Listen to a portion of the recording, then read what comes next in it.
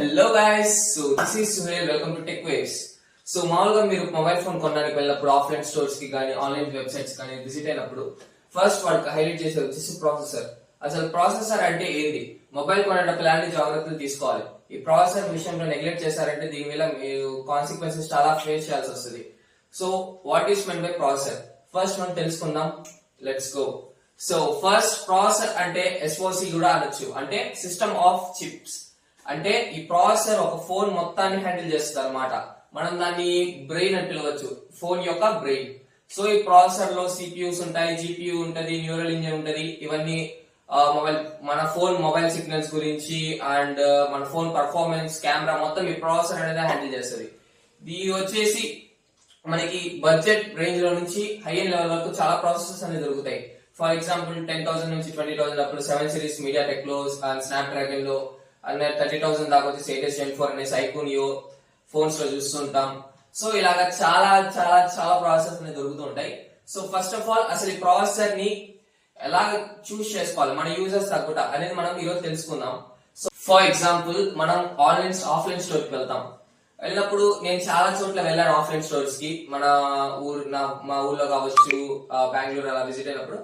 So చాలా offline stores main చూపించే phones వచ్చేసి మేజర్లీ 2 ఉంటాయి. ఒకటి వివో లేదంటే ఓపోలో వివోలో 2 సిరీస్ మాత్రమే చూపిస్తారు. ఒకటి వై సిరీస్ లేదంటే ఏ సిరీస్. దాంట్లో 20,000 పెట్టినా సరే మనము వాళ్ళు స్నాప్ డ్రాగన్ 6S Gen 2 గానీ ఇలాంటి లో ఎండ్ ప్రాసెస్ అనేది ఇస్తుంటారు. అవన్నీ ఫస్ట్ మీరు కొన్న వారం రోజులు కాదు, ఒక 6 months దాకా కూడా బాగానే ఉంటాయి. అరే ఫోన్ బాగుంది, బాగా రన్ అవుతుంది అనేసి మనం అనుకుంటుంటాం.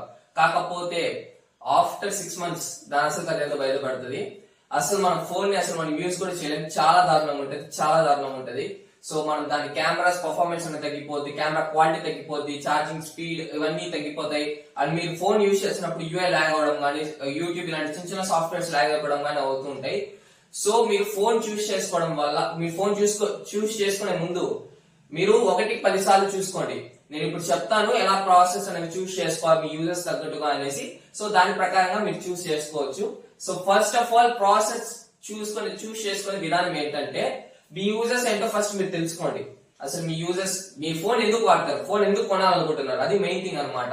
మీ ఫోన్ కెమెరా కోసం కొనాలనుకుంటున్నారా, లేకపోతే పర్ఫార్మెన్స్ గేమ్స్ ఎక్కువ ఆడతారా, ఆర్ లేదంటే మీరు జనరల్ యూస్ కి ఏమైనా యూజ్ చేద్దాం అనుకుంటున్నారా, లేదా మీకు బ్యాటరీ లైఫ్ ఎక్కువ కావాలా. సో ఈ విధానాలు అనేది మీరు తెలుసుకోవాలి.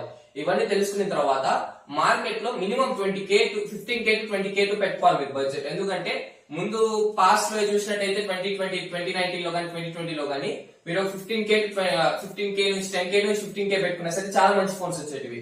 నా దృష్టిలో అప్పుడు నేను నా ఫేవరెట్ 25K పెడితే చాలా అనుకునేటోని ఒక ఫోన్ కి. మంచి ఫ్లాగ్షిప్ కిల్లర్ ఫోన్స్ వచ్చేటివి. సో కానీ ఇప్పుడు చిప్ సెట్ కాస్ట్ ఎక్కువ పెరిగిపోవడం, ఇవన్నీ పెరిగిపోవడం వల్ల మొబైల్ కాస్ట్ అనేది విపరీతంగా పెరిగిపోతూ వస్తుంటుంది. మీకు minimum 15K to 20K to పెట్టుకోకపోతే మీకు పర్ఫెక్ట్ ఫోన్ అయితే రాదు. సో మినిమం మీరు ఒక 15K నుంచి 20K లోపల మీరు ఫోన్ చూసినట్టయితే మీరు మినిమం 7400 కానీ 7300 కానీ ప్రాసెస్ కి వెళ్ళడం బెటర్. బికాస్ ఇవైతే మాత్రం కొంచెం బడ్జెట్ లో బాగానే హ్యాండిల్ చేస్తాయి.